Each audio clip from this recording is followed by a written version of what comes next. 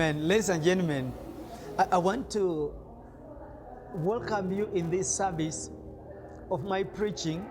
I began recently preaching over the TV and even by Facebook, and it has been very, very wonderful. I welcome you to listen to this message that I'm preaching from 1 Kings chapter number 18. From there, on how Elijah demonstrated the power of God. He invited everybody to come and see what God can do. And therefore, I'm also inviting you to listen to this message. And this message will not leave you the same. This message will lift you from one glory to the other. Please, you are most welcome. And if you need to speak to me, my number is down there on the screen. You can always contact me and I'll be able to pray together with you. You can send your prayer items after listening to this message, because the Bible says, by hearing the word of God, your faith comes by hearing the word of God. So after hearing this, you can always send your messages, and you can also SMS me, and I'll be able to pray with you and lift you in the eyes of God. May God bless you. Enjoy the service.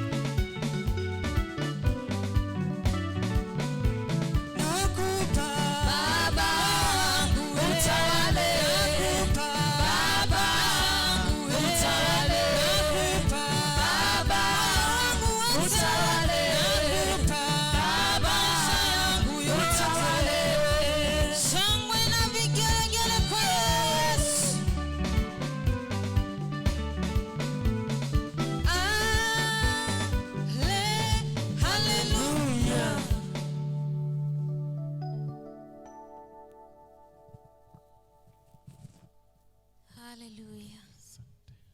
Inua mikono yako juu, mwambie anastahili. Sifa zote na utukufu ni zake. Asante Mungu wa wokovu wetu, tunakuheshimu. Thank you, Jesus. Asante Bwana, ni kwa maana unastahili. Asante Bwana wa majeshi. Hallelujah. We thank you, Jesus. Hallelujah. Wewe wastahili sifa. Hakuna kama wewe. Yesu, tunakuabudu, tunakutukuza, maana wewe unastahili. Wewe unaweza. Hadababosha tikireda babosha. Asante maana wewe unaweza. Asante Bwana wa majeshi. Hakuna kama wewe. Wewe unaweza na unastahili sifa. Asante Bwana. Mungu wa wokovu wangu, wastahili kusifiwa. Hakuna kama wewe, Yesu.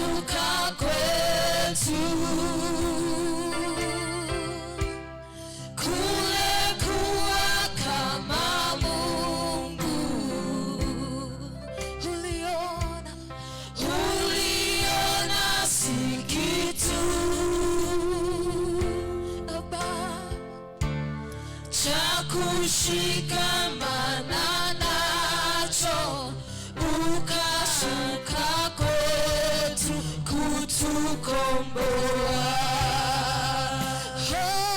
Lile kaburi lilishindwa kukushika shujaa, ukatoka na nguvu na mamlaka, umeketi enzini, wafungua wafungwa. Baba, twakuabudu milele. Lile kaburi Baba, kaburi lilishindwa kukushika shujaa, ukatoka na nguvu na mamlaka, umeketi enzini, wafungua wafungwa, twakuabudu milele.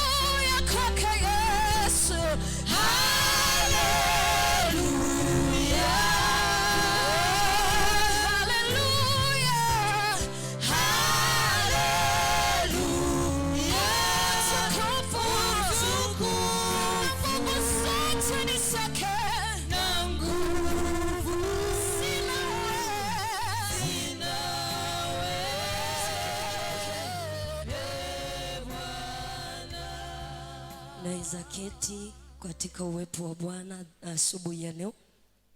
I want to greet you all in the name of the Lord. Nataka niwasalimu nyote kwa jina la Yesu. It has been very, very wonderful to enjoy the praises. Imekuwa vyema sana kuweza kushiriki katika sifa. And I've just seen the presence of the Lord in the house. Na nimeweza kuhisi uwepo wa Bwana kwa nyumba. Most welcome. I want to continue with the message I was doing last Sunday about Elijah. Na kukaribisha nyinyi nyote, na nataka kuweza kuendelea na ujumbe ambao nilikuwa nazungumzia juma ililopita kuhusu Elia. It is very, very wonderful to be in the house of the Lord and hear from him. Ni ajabu mno kuwa katika nyumba ya Bwana na pia kusikia kutoka kwake. Amen. Amina. This is Christ Alive Church in Nairobi, Kenya, Kayole. Hii ni Christ Alive Church ambayo iko Kayole, Nairobi, Kenya. And we are blessed to be here today to hear from the King. Na tumebarikiwa sana kuwa mahali hapa kusikia kutoka kwa mfalme. I'm called Bishop John Bosco and born again. I love the Lord. Majina yangu ni Askofu Bosco, nimeokoka na mpenda Bwana. Feel the peace of God this morning. Hisi uwepo wa Bwana asubuhi ya leo. Our message today, Ujumbe wetu siku ya leo, the topic is ujumbe wetu siku ya leo ni when the word is full, we appear. wakati neno limejaa basi tunatukia. When the word is full, Neno we lina, appear. neno linapotujaa basi nasi tunatukia. 1 Kings chapter number 18. Wafalme wa kwanza 18. We are reading from verses number 1. Tunasoma kuanzia aya ya kwanza. I want to thank God for the many viewers that are listening to this message. Nataka kushukuru Mungu kwa sababu ya watazamaji wetu wanaousikiza ujumbe huu. I pray for them for encouraging my soul. Na waombea kwa kuweza kutia moyo wangu nguvu. May the Lord richly bless you for standing together with us. Bwana akawabariki zaidi kwa kusimama pamoja nasi. I read verse number 1. Nasoma aya ya kwanza. Now it happened after many days that the word of the Lord came to Elijah in the 3rd year, saying, Go show yourself to Ahab.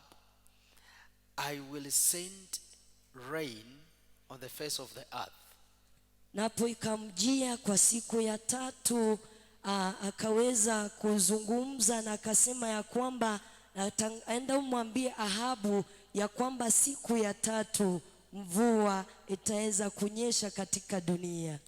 So Elijah went to show himself to Ahab, and now the famine was so severe in Samaria. Elia akaenda kujionyesha kwa Ahabu wakati ambapo ukame ulikuwa mkubwa sana kule Samaria.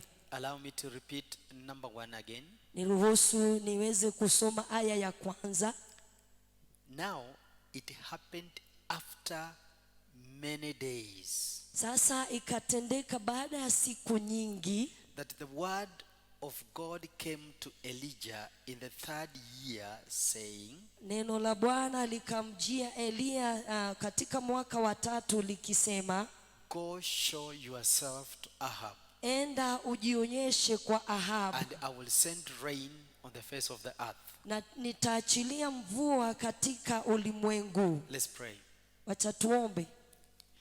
Loving Father, in the name that is above every name, Baba mpendwa, katika jina lililo juu ya majina yote, I approach the throne of grace with thanksgiving in my heart. na karibia kiti cha enzi nikiwa na shukurani nyingi moyoni mwangu. Lord, many times you have stood with me and proved you are God in my life. Wakati mwingi umesimama nami na kujidhihirisha kwamba wewe ni Mungu katika maisha yangu. And therefore today you are standing together with me and proving that you are God in my life. Hata leo utasimama nami ukijidhihirisha kwamba wewe ni Mungu maishani mwangu. Lord, the way you spoke to Elijah, you can speak to me today. Jinsi ulivyozungumza na Eliya unaweza kunizungumzia siku ya leo. I raise against every powers of darkness in the name of Jesus. Ninainukia kinyume cha nguvu zote za giza kwa jina la Yesu. Demons in the sea, Mapepo baharini,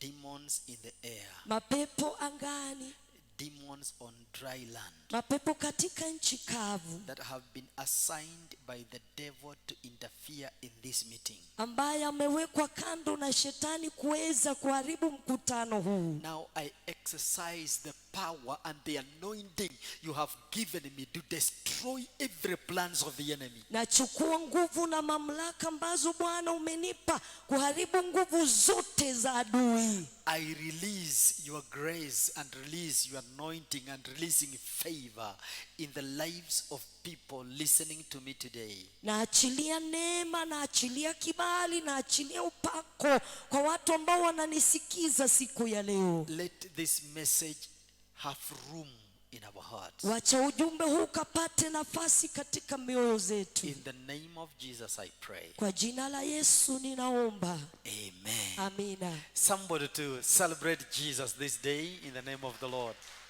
Come on, just give Jesus Tukaweze a kushangilia Yesu kwa mighty makofi. hand of praise. Makofi makuu kwa sababu ya Yesu. Amen. Amina. Now I want you to walk with me in these scriptures, Nataka ukaweze kwenda nami kwa haya and I'm maandiko. trusting God that you are going to be blessed. Natumainia Mungu ya kwamba utabarikiwa. Now looking at verse number 1, Ukitazama kipengele aya yake ya the kwanza, Bible says, maandiko yanasema after some time, baada ya muda fulani the word of God came to Elijah. neno likamjia Eliya. You understand that there was a time Elijah had been sent by God away from the city that had anger. Unakumbuka kuna wakati Mungu alimuondoa Eliya kutoka kwa ile mji ambao ulikuwa umejaa njaa, And he had sent him to a brook somewhere where he could get water. na akamtuma kwa kijito mahali ambapo alikuwa akipata maji And yake, he would send the raven to provide food, meat and bread. na angetuma kunguru zikaweze kumletea mkate na nyama. And thereafter he had to relocate him to another place. Baadaye Mungu alipaswa kumuondoa Eliya na kumpeleka mahala pengine, And send him to a widow to sustain him. na akampeleka kwa mjane ili akaweze kumshughulikia. But after some days, Lakini baada ya siku chache the word of God comes back to Elijah neno la Mungu likamjia Eliya and tells Elijah, na likamwambia Eliya, now go and appear. sasa enda utokee. After some time, Baada ya siku go fulani and appear. enda utokee. After some molding, Baada ya kutengenezwa, after some anointing, baada ya upako fulani, after some being segregated from the people, the Lord released a word in his baada ya spirit. kuwekwa kando kutoka kwa watu, Mungu akaweza kumzungumzia Eliya. Now watch this. Tazama hii, At times God puts you in a given place, wakati mwingine Mungu anakuweka mahali fulani, and after he has molded your character, na baada ya kukufinyanga na kutengeneza tabia yako, after he has molded your thinking, baada ya kutengeneza kufikiri kwako, and knows very well now you are ready, ripen to be used, na najua ya kwamba uko tayari kutumika, then he releases the word in your spirit. hapo anaachilia neno katika nafsi yako. When Elijah was hiding somewhere, Wakati Eliya alikuwa amejificha mahali, and after some days, na baada ya siku chache, the Bible records this, Biblia inanakili hivi, that the word of God came to Elijah neno la Mungu likamjia Eliya and told him now to appear. na akamwambia sasa tokea. I want to speak to you today. nataka kuzungumza nawe The leo. word of God, when it's full in your spirit, Neno la Mungu linapojaa nafsi yako, when the word of God is full in your heart, wakati neno linajaa moyo wako, one, jambo la you will kwanza, not fear any circumstances that come in your life. hautaogopa jambo lolote linalotukia maishani mwako. Any situation that comes to stand before your family, before your business, before your life, you will be able to confront that situation because the word of God is full in your spirit. Jambo lolote ambalo linakuinukia kijamii, kibiashara, kifedha, wakati ambapo neno la Mungu linajaa katika moyo wako, utaweza kukabiliana nalo. Now watch this. Tazama hii. I want you to understand. Nataka uelewe, The Bible says after some time. baada ya siku kadhaa. It means before that time arrived, Elijah was not ready to confront his enemy. Inamaanisha kwamba kabla ya yale masiku kusonga ama kuisha, Eliya hangeweza kukabiliana na maadui wake. In other words, in our lives, Kwa maneno mengine, katika there maisha are yetu seasons and times in our lives where you find you do not have enough grace over some issues. unakuta ya kwamba wakati mwingine kuna hali ambayo hutawezana nayo, maana unajikuta kwamba huna neema, huna nguvu ya kuweza kukabiliana na hizo hali. But when time is ripened, Lakini wakati ambao ukifika, when time is ready, wakati ukifika, the Lord releases grace, anointing, power to face any situation of witch doctors, any situation that the enemy is raising in your life. Bwana anaachilia neema, anaachilia upako ya kuweza kupingana na nguvu pengine za uchawi, nguvu za giza. Unajipata kwamba neema imeshuka ya kwamba unaweza kabiliana na hali yoyote ile inapokujia Now, maishani. watch this, child of God. Tazama hii, mwana wa Mungu, In your spiritual walk, katika hali yako ya kusonga kiroho, at times you reach a given place and feel God is not with you. unafika mahali unajihisi Mungu hayuko nawe. You walk in this spiritual life and you feel like you are alone. Unajipata kwamba ni kana kwamba uko peke yako. For Shadrach, Meshach and Abednego, it looked like God had left them. Shadrach, Meshach na Abednego, ilionekana kana kwamba Mungu amewaacha. But God was preparing something in their lives which was powerful, that they were able to face the enemy head on. Lakini Mungu alikuwa anaandaa kitu kikubwa ndani yao, alikuwa anawapatia nguvu ili kuweza kukabiliana na shetani na kumgonga na Farao. Now put this down. Andika hii. You are broke, that's BROOK, is different from any other person's. Amen. Kijito chako ni tofauti na kijito cha mtu mwingine yoyote. Now, Ahab told Obadiah, Ahabu akamwambia Obadia, let us go and search for water in this land. wacha tuende tutafute maji katika nchi hii. And there was nowhere where the water was. Na hakukuwa na maji pale. But the brook of Elijah had water. Lakini kijito cha Eliya kilikuwa na maji. Now let me tell you this. Wacha nikwambie hii. In life, even now, Katika maisha hata sasa, there can be famine in the land. kunaweza kuwa na njaa nchini. Even there can be diseases the way we have a disease in this country at the moment. Kunaweza kuwa na magonjwa jinsi tulivyo na magonjwa katika nchi wakati huu. But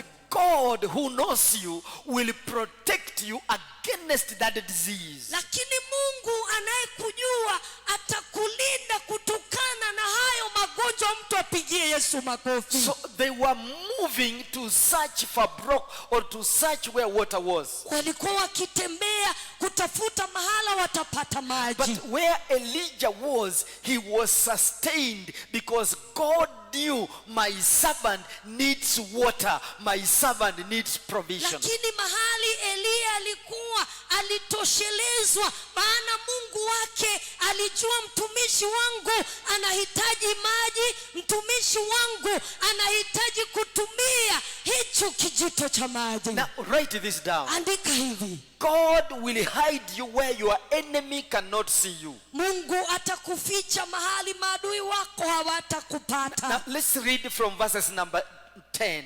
Tusome aya ya 10. As the Lord your God lives, jinsi Mungu wako there anavyoishi, is no nation or kingdom where my master has not sent to search for you. And when they said, here he is not here, he made the kingdom or nation swear they could find you. Amen. Read the word.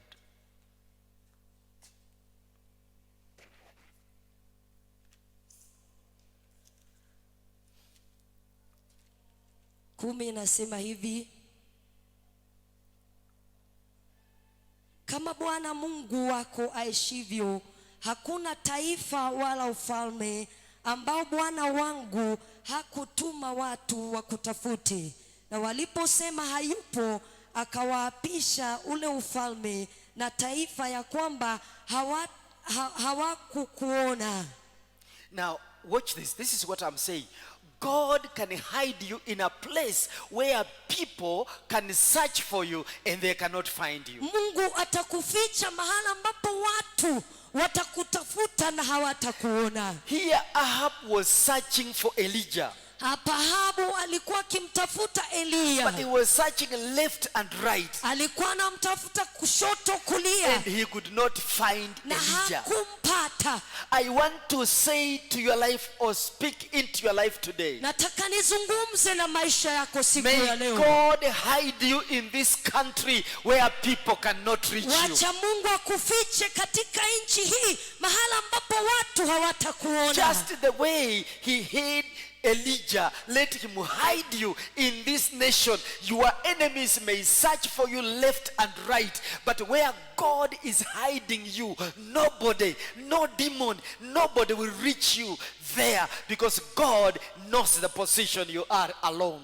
Wacha Mungu akaweze kukuficha jinsi alivyomficha Elia. Wakamtafuta kushoto kulia, hawakuweza kumuona. Nawe natangaza ya kwamba Mungu akaweze kukuficha wanapokutafuta maadui kushoto, maadui wakutafute kulia, wasiweze kukuona. Wajue ya kwamba kuna Mungu mbinguni anayesimama nawe. When the protection of God is upon your life, you are sure to live even in the midst of the witch doctors, of the thieves, of thugs. But God hides you that they cannot see you where he has hidden you. Ulinzi wa Mungu ukiwa juu yako, utakaa katikati ya wachawi, utakaa katikati ya maadui, utakaa katikati ya watu ambao hawakutakii vizuri, lakini utakuta ya kwamba hawatakuona, maana ulinzi wa Mungu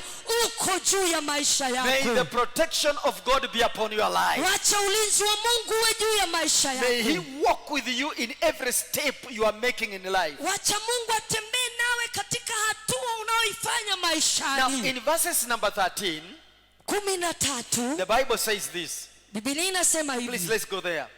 And has it not been told to you, my master, what I did when Jezebel killed the prophets of the Lord, that I hid 100 prophets of God by 50s in the cave and provided for them with bread and water? Je, Bwana wangu hakukuambia nilivyofanya hapo Yezebeli alipowaua manabii wa Bwana, jinsi nilivyoficha manabii wa Bwana watu 150 katika pango, nikawalisha chakula na kuwapa maji. Now write this down. We defend ourselves by the work done in ministry. We defend ourselves by the work done in ministry. Tunajikinga kwa kazi ambayo inatendeka katika huduma. Anything that you do for God is recorded. Chochote unachokitenda kwa sababu ya Mungu kinanakiliwa. Obadiah made Elijah. Obadia akamsababisha Eliya. And when Elijah told him, go and tell Ahab, I am here. Wakati Eliya alimwambia kwamba enda umwambie Ahabu niko hapa. And he began to tell Ahab what he had done for the Lord. Na akaanza kumwambia Ahabu kile ambacho amemtendea Mungu. He said he had fed 150 prophets. Na akasema kwamba amewalisha manabii 150. And he would put them in the cave and provide bread for them and water. Na angewaweka katika caves mpango na akaweze kuwalisha pale ndani. So he was telling Elijah, alikuwa akimwambia Eliya, don't you know what I have done? Je, haujui kile ambacho So nimetenda? I want to speak to you today. Nataka nizungumze nawe Anything leo. that you have done to the Lord, Chochote umemtendea Mungu, anything good that you have done for the Lord, chochote kizuri umemtendea Mungu, God records in the book of remembrance. Mungu kinakili katika kitabu cha kumbukumbu. And one time when issues come in your life, Na wakati wowote hali zikitukia you maishani begin to mwako, mention what you have done to the Lord. God, I stood in the ministry. God, I provided this in the ministry. God, I am an intercessor. And when God in heaven sees what you have done in ministry, He is able to safeguard you so that you can be able to continue doing the best for the Lord. wakati ambapo umepatwa na jambo, unaanza kuzungumza na Mungu, unamwambia Bwana, tazama, nimekuwa muombezi, nimekuwa wa kutoa, nimekuwa nikiimba, nimekuwa wa kutenda mambo mazuri. Unakuta kwamba Mungu, kwa sababu ya matendo mazuri uliyoyatenda na uko katika hali ngumu, Mungu anasimama na wewe, Mungu anakutetea, na Mungu anatenda kadri ya vile ambavyo anakusudia kukutendea. When a prophet went to Zedekiah and told him to put his house in order, for he was to be called home, Wakati nabii Isaya alimwendea Ezekia akamwambia kwamba tengeneza nyumba yako maana unakufa, Ezekiel was not ready to die, Ezekia hakuwa tayari kufa, but he turned to the wall na akaweza kugeukia ukuta and began to cry and reminding God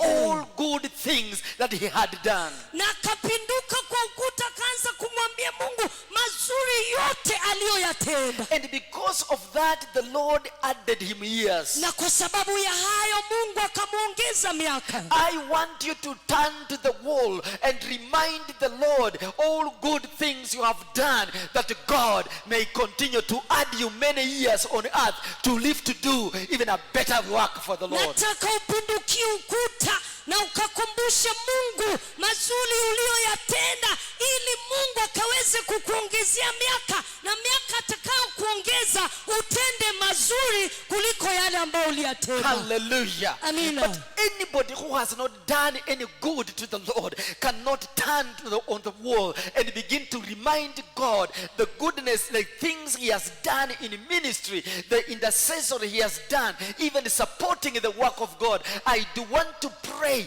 that God may give you grace when things are raising against you. Turn to the wall and remind the Lord what you have done. Ole wako wewe ambaye hujakuwa ukitenda mazuri kwa Bwana, maana hutapindukia ukuta ukimwambia Mungu yale mazuri uliyoyatenda, uombezi ulioufanya, kutoa uliofanya. Lakini nakuombea Mungu akaweze kukupa neema, ukaanze kutenda mema, ili Bwana akaweze kukutetea wakati wa ungumu wako. May the Lord increase you so that you may continue to remind him of what you have done. Bwana kakujaze ili uenze kuendelea kumkumbusha kizuri Put ulichokitenda. this down in your Andika notes. hii.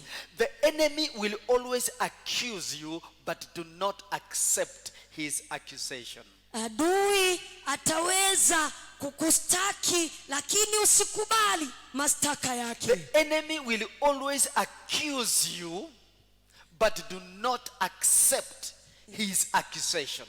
Adui kila wakati atakustaki, lakini usikubali mashtaka yake. Did you hear what I said? The enemy will always accuse you of things. He will always accuse you to feel guilty, but do not accept his accusation. Adui kila wakati ataweza kukustaki akisema mambo kukuhusu, lakini wewe usikubali mashtaka ya adui. Now 17 verses 17. 17 aya yake. When Ahab saw Elijah, Ahab said to him, "Is this you who troubled Israel?" Ahab began to accuse Elijah. But we want to see what Elijah said after accusation. Did he accept the accusation or did he refuse? As I said in the very beginning, do not accept the accusation of the enemy upon your life, upon your children, upon your business, upon your health. Ahabu akamstaki Eliya, lakini Eliya hakukubali mashtaka yake Ahabu. Vile nilivyozungumza pale mwanzoni ya kwamba adui atakustaki, lakini usikubali mashtaka ya adui. Atakustaki katika jamii yako, atakustaki juu ya watoto wako, hata biashara yako, lakini mpendwa, usikubali mashtaka ya shetani juu ya maisha yako. Come on, give Jesus a mighty hand for Pigia that. Yesu makofi mazuri. Now look the answer that Elijah gave. Jawabu alilopeana Eliya. In verses number 18 he said, I have not troubled Israel, but you and your father's house have, because you have forsaken the commandments of the Lord and you have followed Baals. Naye akajibu, si mimi niliyewataabisha Israeli, bali ni wewe na nyumba ya baba yako, kwa kuwa mmeziacha amri za Bwana, nawe umewafuata Mabaali. Now look at me. Tazama hii. In life, Maishani, at times you feel accused of sins you committed long time ago. wakati mwingine unajihisi ukistakiwa na zile dhambi ulizozifanya miaka iliyopita. The Lord forgave you the sins you committed some years back. Bwana alikusamehe dhambi ulizozitenda miaka iliyopita. But the enemy comes and tells you, these things are not working well. Your family is not well. Your children are not well. Your business is not doing well. Because of that sin you committed, I want to tell you, refuse the accusation of the enemy and stick on the power and the anointing that God has released in your life. Adui anakuja anakuambia ya kwamba biashara yako haienendi vizuri kwa sababu ya dhambi ulizozitenda. Kazi yako, watoto wako, jamii yako haienendi vizuri kwa sababu ya kile ulichokitenda huko. Lakini kumbuka ya kwamba Mungu alikusamehe hizo dhambi, na nataka wakati huu ukasimame kwa nguvu na mamlaka ambazo Bwana amekupa na ukatae mashtaka ambayo shetani anakustaki nayo. Hallelujah. Hallelujah. And any successful preacher, any successful singer, any successful intercessor, there are times you find accusation are coming in your mind.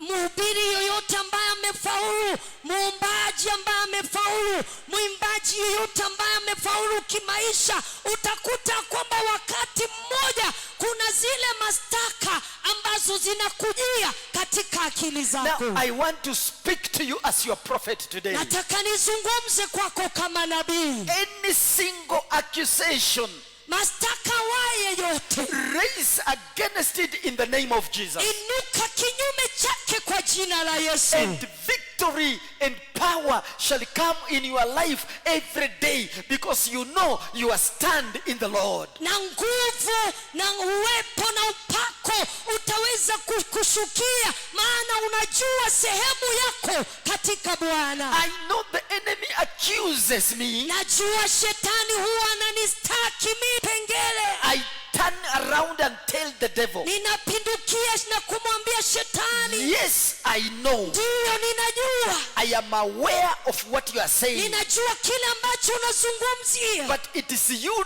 devil, Lakini ni wewe shetani who caused this issue ambaye or this thing. ulisababisha hili jambo And linitendekee. therefore I am standing Na kwa hivyo nasimama as a believer to tell you, devil, kama muumini kukwambia shetani, I am more than a conqueror through Christ mimi Jesus. ni zaidi ya mshindi ndani ya Kristo Yesu.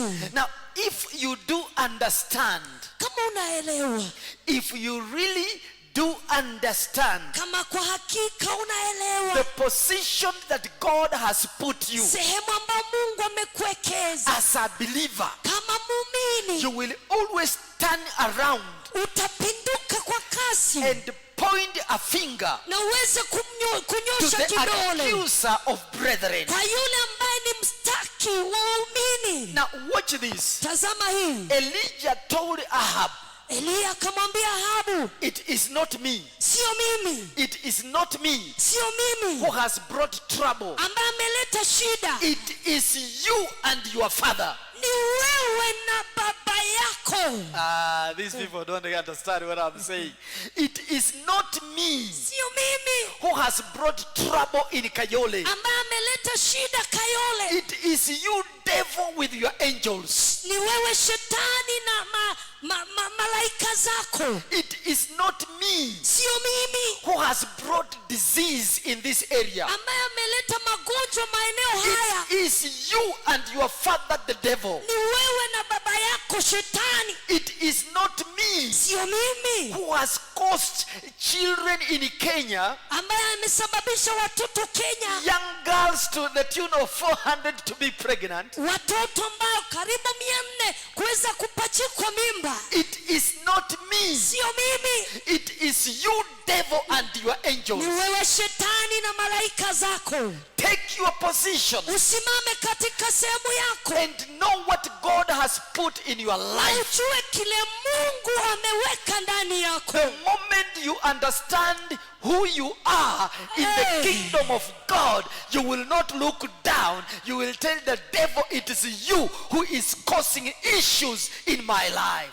Ukijua wewe ni nani katika Kristo, basi utachukua nguvu na mamlaka na umpindukie shetani, umnyoshe kidole, umwambie sio mimi nimeleta shida, ila ni wewe na malaika zako. If you can understand the anointing that God has released in your life, you cannot look down, but you look in the face of the enemy and tell him, today I want to speak to you. What you have done in my life, I reverse it by the power and the anointing of the Lord Jesus. Ukijua wewe ni nani, hautakata tamaa katika maisha, ila wakati hali yoyote inapokuinukia, utachukua nguvu na mamlaka na umpindukie shetani, umwambie ya kwamba ondoa matatizo yako In katika verses maisha yangu. 21 up to 24, 21 hadi 24. Elijah knew what was in his heart. Eliya alijua kilichokuwemo ndani ya moyo He wake. knew the anointing that God had released in his life, Alijua upako ambao ulikuwa ndani yake, and proposed that because the fire had come, na akasema kwamba maana moto umekuja, let the Israelites meet on the mountain of demonstration. wacha Waisraeli wakutane katika mlima wa demonstration. Now watch this. Tazama hii. He knew exactly what he was carrying. Alijua kile ambacho alikuwa akikibeba. He knew what he was carrying. Alijua kile alichokuwa akikibeba. And that's why he said, na ndiposa akasema, let us go and meet on the mountain. Twende tukutane huko.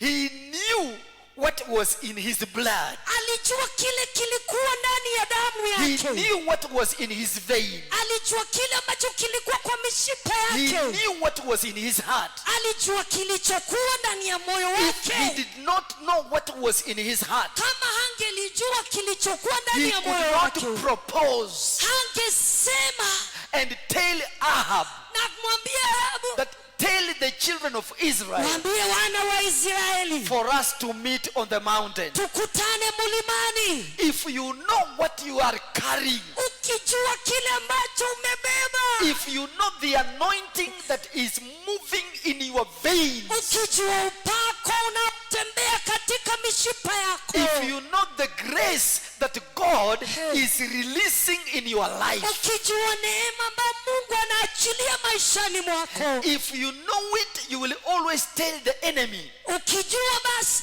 utamwambia shetani, I am not afraid of you. mimi sikuogopi. Let us meet in that corner Tusemanie tukutane huko, to demonstrate the power tuweze kuangalia nguvu that is already in me, ambazo zimo ndani the yangu, power nguvu that God has put in my life. ambazo Mungu ameweka maishani mwangu. Let us meet there. Tukutane huko. So Elijah did not fear Eliya hakuogopa, because he knew, maana alijua, do not fear anything usiogope chochote, because you know. maana unajua, Do not fear the disease usiogope because magonjwa, you know. maana Do unajua, not fear any drunkard usiogope because ulevi, you know. maana Do unajua, not fear any witch doctor usiogope because wachawi, you maana know. unajua, Because you maana know. unajua, I know what is in my life. najua ni nini I kilicho know ndani what I am yangu, carrying. najua kile nimebeba. I come from Western Kenya, Nimetoka kwa Kikuyu, but I am not just a Western Kenya man. lakini mimi si Mkikuyu tu. I know Ninajua what I am kile carrying. ambacho nimebeba. What I'm carrying, no any other Bukusu man is carrying. Si Mkikuyu yote amebeba kile I nimebeba. am carrying a special anointing Nimebeba upako spesheli. to tell demons in Nairobi, Siku ya leo mapepo Nairobi, let us meet there. tukutane huko. Carry your angels, let us meet Beba there. malaika zako, tukutane huko. I know what I'm carrying. Najua ninachobeba. Come on, Kile appreciate ninachobeba. Jesus with a hand. Pigia Yesu makofi mazuri. So Elijah said, Eliya akasema, I am the only one remaining, ni mimi peke yangu ambaye nimebakia, and you people are many. na nyinyi watu mko wengi, Prophets of Baal, manabii wa Baali, prophets of the groove, manabii wa you are manabii 450. walikuwa I am 450. the only Ni one. mimi peke yangu. I pray that you Ninaomba may be the only one. uwe peke yako. I pray Naomba in this season katika you wakati may be huu the only one. uwe peke yako. In this season, Katika wakati huu be the only one. uwe peke yako. And remember, Kumbuka, Elijah was saying like that because after some days he was segregated, he was relocated, he was thinking about the goodness of God. When he came out, he said, I am alone, and therefore you begin to offer a sacrifice because you are many. Let the people be many, but you with God, you will demonstrate the power. You with God, you will demonstrate the power that many other people do not have. Eliya alikuwa akisema hivyo wakati ambapo Mungu Mungu alikuwa amemtenga, amemweka kando. Alikuwa anafikiria mambo ya Mungu, anawaza ukuu wa Mungu. Na wakati alipokuwa peke yake, Mungu akamwambia sasa ni wakati wa kutokea. Na alipotokea akasema ya kwamba mimi ni peke yangu na ninyi ni 150. Wacha ikuwe peke yako na Mungu wako. Na wakati ambapo utatokea, utatoka ukiwa na nguvu na mamlaka. Na uambia kwamba anzeni kwanza, anzeni kwanza. Na watakapoanza, wewe utakuja ukiwa na ujasiri, ukijua ya kwamba unadhihirisha Mungu aliye hai, Mungu aliye na uwezo, Mungu aliye na nguvu katika maisha yako. Wacha waanze kwanza. Tigana nao maabiriria mbere. Wacha wakudharau kwanza. Reke makumenefio kwaja. Wacha wakusengenye kwanza. Reke magucuke fio. Wacha ukue masikini kwanza. Reke wambe uthine fio. But later on, lakini baadaye, after they have finished their system, baada ya kuweza kufanya after they have finished their gossip, baada ya kusengenya, after they have talked about your children, baada ya kuongea kuhusu watoto after they have wako, talked about your business, baada ya kuzungumzia biashara now yako, the anointing in your life comes to demonstrate the presence, the power, the grace.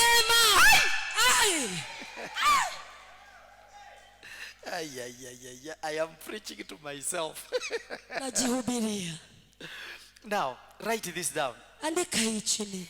Give direction for the demonstration and the power of God. Peana njia ya kuweza kudhihirishwa kwa nguvu za Mungu. Give direction for demonstration and power of God. Peana mwelekeo ama njia ya kuweza kudhihirishwa kwa nguvu za Mungu. Elijah said, let us go, because he wanted to prove between God and Baal. Give direction for the demonstration and power of God. At least give an opportunity for the demons to call themselves around the table, for you to demonstrate the power that is invested in your life. Wapaeni, peana nafasi ama njia na mwelekeo wa nguvu za Mungu zikaweze kuonyeshanwa ama kutendeka katika maisha yako. Wacha maadui na wale manabii wakaweze kusanyana, waje pamoja. Na watakapokuja pamoja, sasa peana mwelekeo, waambie anzeni. Now, watch number 20. Verse number 20. Please go there with me. Number 20. Ahab sent a message among all the sons of Israel and brought prophets together at Mount Carmel. And Elijah came near to all the people and said, how long shall you hesitate between two opinions? My God. How long will you hesitate between two opinions? If God is God, follow him. But if Baal, follow him. But the people did not answer anything because they were confused. They did not answer anything. People did not answer anything because they were confused whether God is God or Baal is Baal. But you see, what I want you to put down, come on, put down this. Andika hii. Spiritual blindness will prohibit you to see the outcome in your life.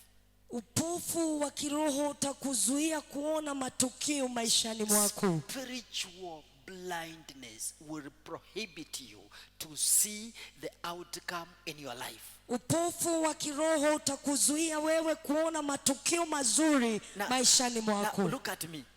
If Ahab would have known what would be done on Mount Carmel, he could not dare to take his prophets there. Ahabu, sikia hiyo. Ahabu angelijua kile ambacho kitatendeka kule mlimani, hangechukua manabii wake awasanye awapeleke kule. He would tell Elijah, no, please, let us do something else. But I don't want to take my prophets there. I don't want to go and kill them. If he would have known, because he was spiritually blind, he had to push all his prophets to the mountain. When you are spiritually blind, things will come in your life without your knowledge. Ahabu angelijua, hangesanya wale manabii wake na kuwapeleka mlimani. Angemwambia Eliya, wacha tufanye jambo lingine lolote, maana alikuwa na upofu wa kiroho.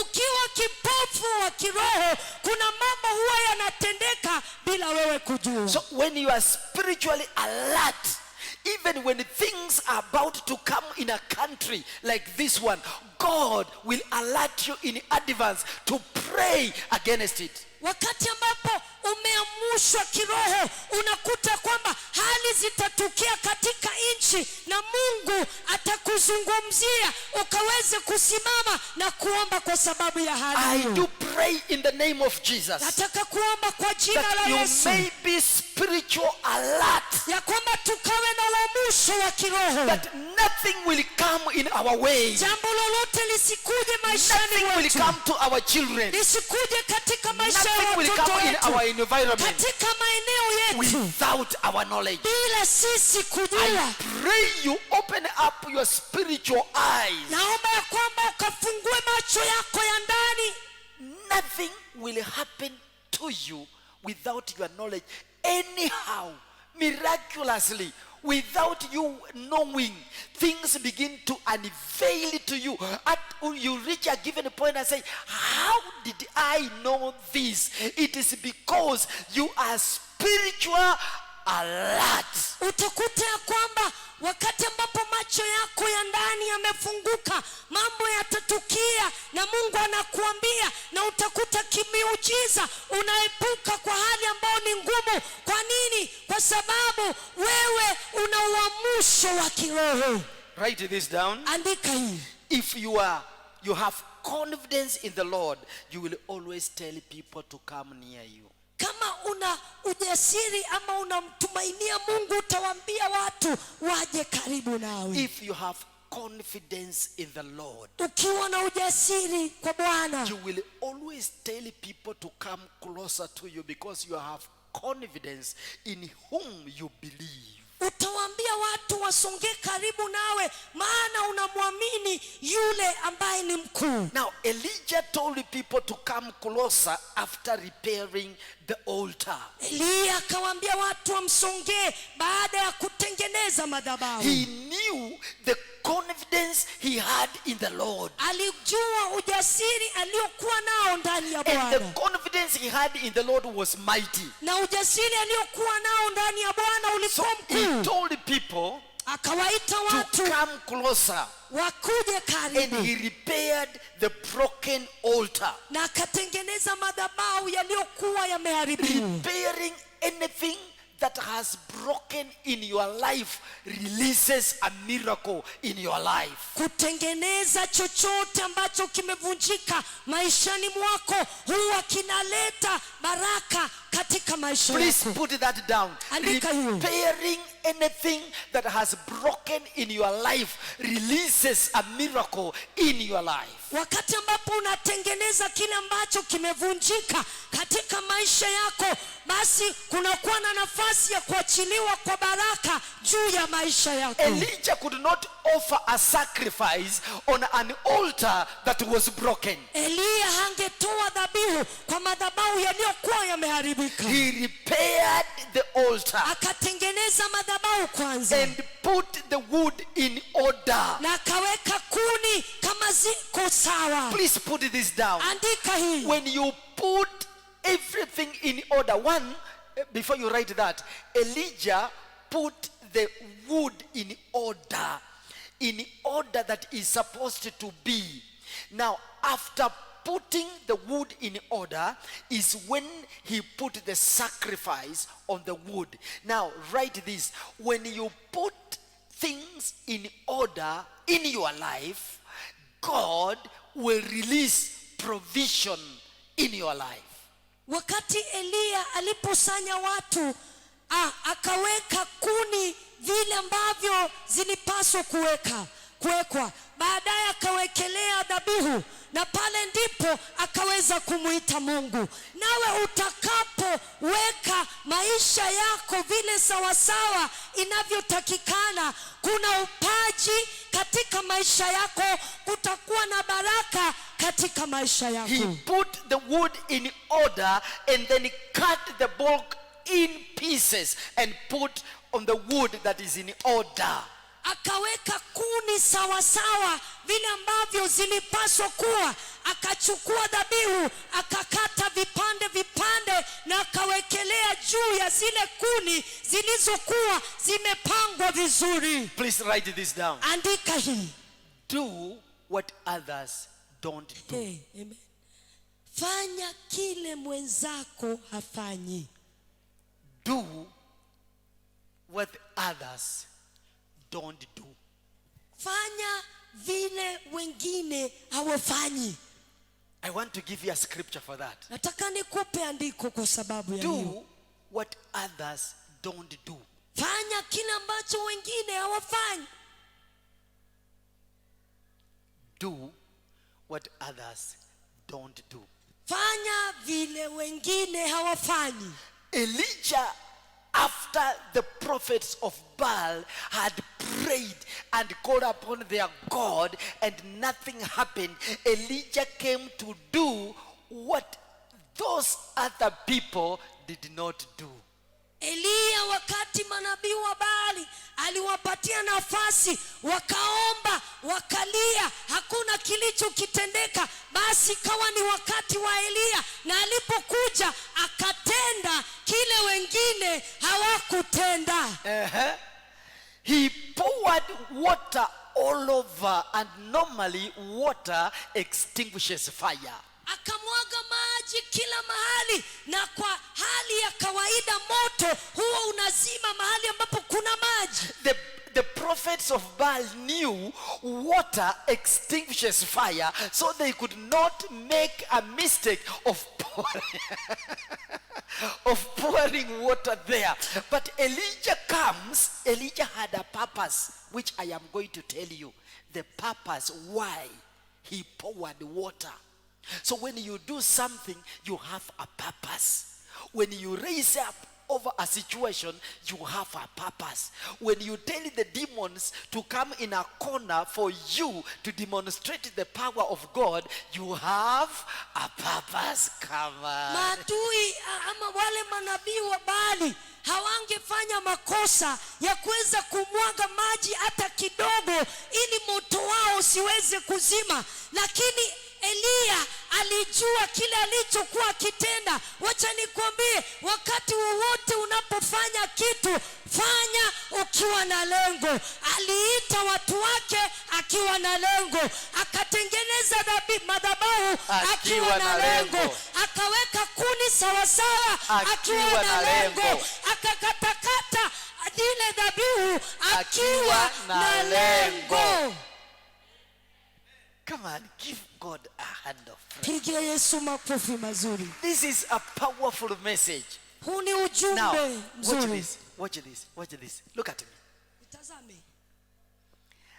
The purpose of Elijah pouring water. Can you write it down and underline that? This one you will not be told by any other preacher. It needs only a preacher with a revelation. Hii hautaambiwa na mhubiri mwingine, inahitaji mhubiri aliye na ufunuo. Kati wa 7, he came and told him, I have seen a cloud like a hand of a human being. wakati alipoenda safari ya 7, akamrudia akamwambia kwamba nimeona wingu kama mkono wa mwanadamu. God begins in the small beginnings. Mungu huanza mahali padogo. Even he begins to provide in a small what word do I use? In a small way. Yeye huwa anatupa hata kwa upaji wake kidogo kidogo. So when the servant came and said, I have seen the cloud like the hand of man, he said, go and tell Ahab to run before the rains stop him. Wakati mtumishi wake alimwambia, nimeona wingu ndogo kama mkono wa mwanadamu, akamwambia, kimbia mbio, mwambie Ahabu atoroke kabisa, arudi nyumbani kabla mvua kubwa haijamnyeshea. And you see, Ahab took the chariot and he had the horses that were going very fast, but the man of God caught hold of his gown and pushed it here, and he began to run. I want to tell you, we are going to run and overcome those who began ahead of us. We are coming to run and overcoming them in the anointing. Wakati ambapo alimwambia Ahabu asonge, Abrahamu akapanda farasi, akakimbia. Ahabu akakimbia mbio, na farasi zake zilikuwa zenye mbio sana, lakini mtumishi wa Mungu akakunja vazi lake, akakimbia mbio na akamshinda Ahabu.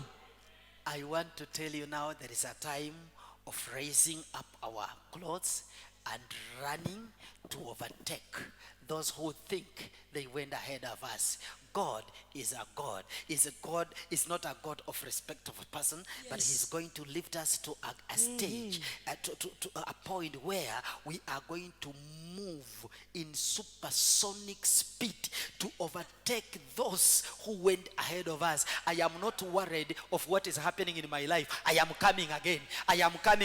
My hair is growing again in the name of Jesus. Sasa ni wakati wetu kuinua nguo zetu na kukimbia kushinda wale ambao walidhani walienda mbele yetu, waliodhani walibarikiwa mbele yetu, waliodhani ya kwamba wametushinda. Ni wakati wetu kuinua nguo zetu kwa ushindi na kukimbia mbio na kushinda na kukua kile ambacho Mungu amekusudia tupate. Somebody buys a Pro Box and thinks he's better than you.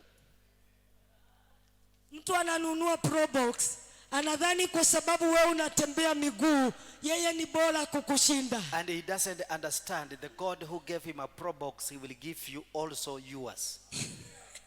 Na ajui Mungu aliyempa Pro Box atakupatia gari bora zaidi kuliko Pro Box. And when God has lifted a ministry somewhere, you find that preacher now changes the class. He wants some different people to talk to. Atakama, even if he doesn't understand English and he didn't go to school and he has been lifted, he begins to break English and begin to bring grammatical errors because he wants to speak English because he has been lifted there. Let me tell you, be humbled. Amen. And God will continue to lift. Unakuta kwamba wahubiri wengine kwa sababu Mungu amemuinua kidogo anaanza kuweka kiwango. Kuna watu wazungumzi nao, anazungumza na wale ambao wako kiwango cha juu. Wacha nikwambie, wakati Mungu anakuinua usiweze kujiinua, bali endelea kunyenyekea chini. Mungu atazidi kukuinua juu.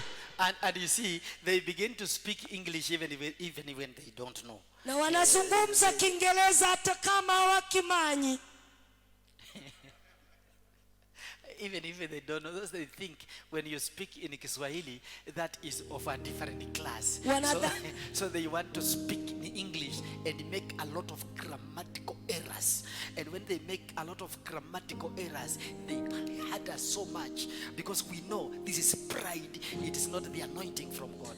Unakuta kwamba wakati mwingi wakisimama wanataka kuzungumza kizungu ambacho hawakielewi vizuri, na wanafanya kuharibu Kiingereza. Na tunapokaa pale sisi ambao tumejua kizungu, sisi ambao ni maprofesa, tukiweza kusikiza, unakuta kwamba tunaona wanaharibu na wanatusumbua.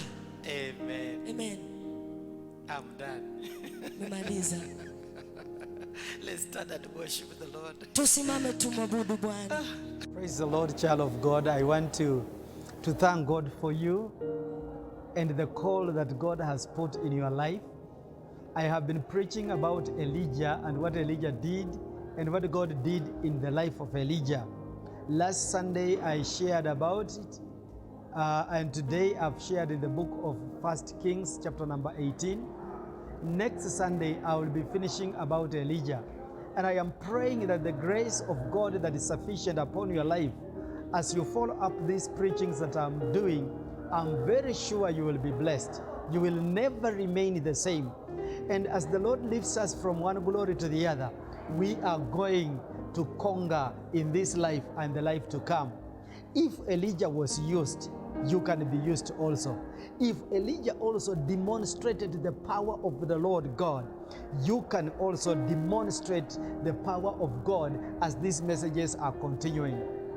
I believe next Sunday, as I wind up about Elijah, I am trusting that God will have ministered to you and will have imparted something special in your life that will never be removed by any forces of darkness. May the Lord God bless you. I expect to meet you next Sunday again as I expound over this message. May the Lord God bless you, and be there for our services on Riverside TV, just to enjoy these services on Sunday from 8 in the evening to 9. May the Lord richly bless you as you continue listening to us. Thank you and bye-bye.